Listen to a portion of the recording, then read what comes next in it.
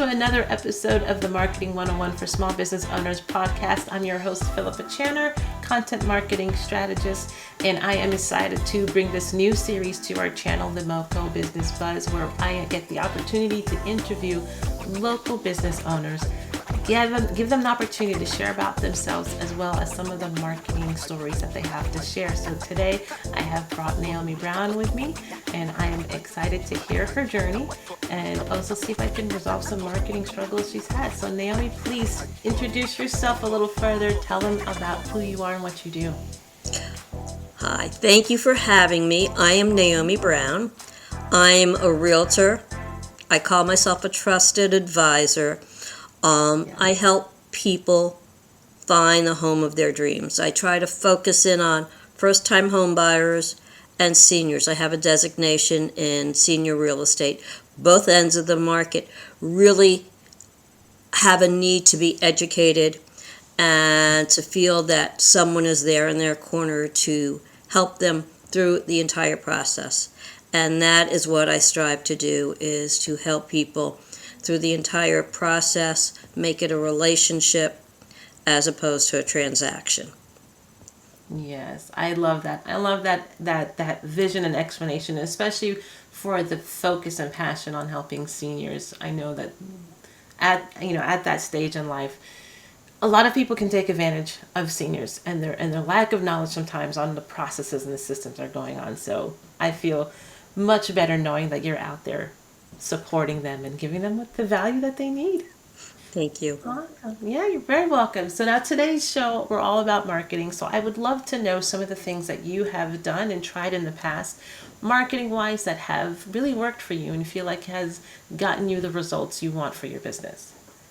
Well, as I said, I'm all about educating people and getting people to feel comfortable in moving forward with this biggest transaction that they're going to make in their life. So via education, what I've done is I've set up first-time home buyer workshops.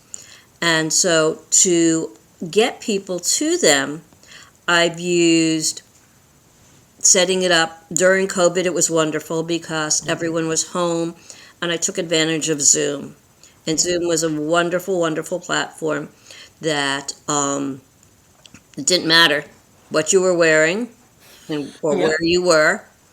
You had the ability to log in and spend an hour with myself and a loan officer getting educated on how to buy a home and what the processes were, what the stumbles and roadblocks could be, and how we could work through it. And to attract clients, I used putting something in Nextdoor Neighbor or in Potomac Patch and in Eventbrite. And that seemed to attract a number of people to the workshops. The good news was a lot of people signed up. The bad news was that a lot of people didn't always show up. Yeah. But I looked at it that I had their contact information, so that meant that they had a vested interest in learning more about home buying process. And what happened, the result of a lot of these workshops, was a number of clients that I had from it. As we went through the process of purchasing a home for them, they went, "Oh, I remember you talked about that. Oh, this is coming back to me." And as I explained to them, I said, we're going to give you a lot of information, and you're going to be like a sponge. You're going to stop absorbing at a certain point, and that's okay. Because when you get to purchasing a home, the rest of it will come back. Yeah. And that is what I focused in on, helping them make it through the process, finding all the resources that they need, being a one-stop shop, being a concierge for them, is basically what I was looking at. Awesome. I love that method because not only does it obviously provide them with the support, but for those before they've decided to be your client, you are giving them the opportunity to get to know you through these workshops and to get comfortable with you and confident in your abilities. I feel like those are a great way for people to do that whole know, like, and trust factor. And so I think you've done a great job by adopting that into your practice. And as we can see, it's worked. A lot of those people have become your clients. So awesome, awesome. So now let's go on the other side of things and talk about something that you either tried and didn't work as well, or you want to try and it just hasn't kicked in yet. Well, I guess one of my struggles is attracting different demographics than I was attracting. Yeah. And so I tried something that I was hoping to be a tad different, but it had, well, I had a group of people that I knew were renting and needed, at some point were going to need to buy, and what they were paying in rent was as much as, or that they would be paying in a mortgage. So I put together a workshop that was going to be exceedingly unique. It was at the Home Depot Design Center because I figured, okay, I was going to be able to capture the demographic that I wanted. And I put together postcards to mail out. I did all of the right marketing things of getting bulk mail and sending it out, setting up the workshop at the Home Depot Design Center because they were going to have a chef make dinner for them. Oh, nice. And nice. It was, just lovely. It was a benefit for Home Depot because they were going to be able to show off their design center. And it was going to be a benefit for me because they would learn about how to buy a home. Yeah. There was one gotcha. Uh-oh. And the gotcha was, unfortunately, the Postal Service didn't deliver the postcards. So I pivoted and put the marketing for this on Eventbrite as well as on Potomac Patch and things of that nature. So I did get people attending, but not the people that I wanted to attend. Okay. So I guess my struggle is how to reach the demographic that I'd like to have attend the workshops. Yes. And I know you as a realtor have a unique situation.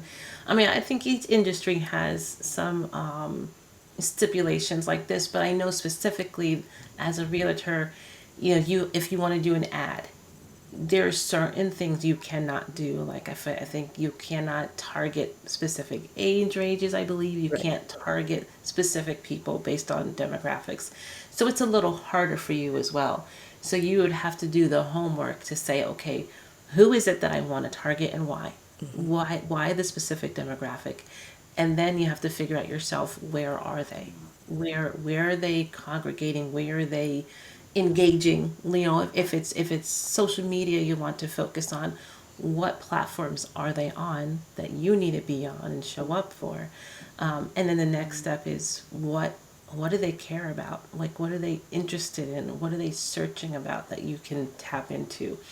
And so I think that's a lot of times, if you can navigate and figure out the physical space that they're in, like if there are particular groups. So I know, let's see if there's like an event coming up that's not related to you, but is something that they would be interested in, is saying, okay, how can I participate in that event? How can I show up to that event to capture them while they're there? Is it an event that you can officially show up in, as in, can you get a table? Is it an event where you can be a vendor at a table? Or is it an event where you just attend as another registrant and be able to, strike up conversations while you're there? It's just a matter of, doing that research to understand that demographic better, who they are, where they are, and why. What are they worried about? What's their pain points? And how can you meet them where they are to at least just get the conversation started? Exactly. Yeah. Yes. All right. So tell me a little bit more about your real estate work. Is there a specific location? So if I wanted to buy a house, I'm over here in Olney. would I reach out to you, or are you focused on a specific area? Well, I focus on wherever my client wants to buy. Fortunately, in this day and age with the internet, there's a lot of information that can make each and every one of us a neighborhood specialist to find out if we do the work, we can help clients wherever they were. I had clients who initially had said to me, well, we'd like to buy in Silver Spring. I went, okay, fine, and we looked in Silver Spring. Then they changed their mind and they went, no, I think I want to buy in Rockville. I went, okay, we focused in on Rockville. Then I went, oh no, we want to purchase in College Park. I went, all right, we went to College Park. Lo and behold, they bought in Annapolis.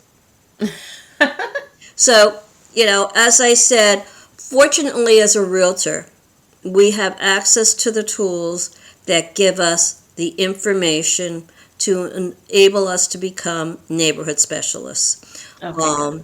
To know what's going on in that neighborhood, find out, what houses are coming on the market, when they're coming on the market. If we're looking at a buyer, it's who are the big agents who are selling in that area, reaching out to them to find out when they're going to have a home coming on the market that suits my client's needs. So there are lots of different ways in order to allow my client, wherever they are, I have a license in Maryland and in Virginia, to allow my clients, wherever they are, to assist them in helping them find a home. Okay, awesome. That does make it easier. And I'm sure you could do, for parents, wanting to know more information about the schools, you could probably easily find information about schools as well. So that makes it a lot easier to give your clients what they need to make some good decisions. Exactly. That's awesome. Well, what's the best way for people to connect with you? Just some way they can learn more, find you online, website, social media? Well, I have my website is, if they look up Naomi Brown in Long and Foster, they can find me. Or if they want to reach out to me directly, my email address is Naomi, Naomi, .Brown, BROWN, at L like in Larry, N like in Nancy, F like in Frank, .com. And for those people who are thinking of, well, gee, in this market, what's my home worth? I'm more than happy to do a comparative analysis for them with no obligation, to help them understand what their home is worth in this market space. So if they want to have a baseline of what they want to do, if they need assistance in downsizing, I'm here to help them and give them resources, etc. So there are lots of different ways that I'm happy to help you. I have a whole array of painters and contractors, etc., to assist people. So I feel like I'm a concierge, that I'm here to help you.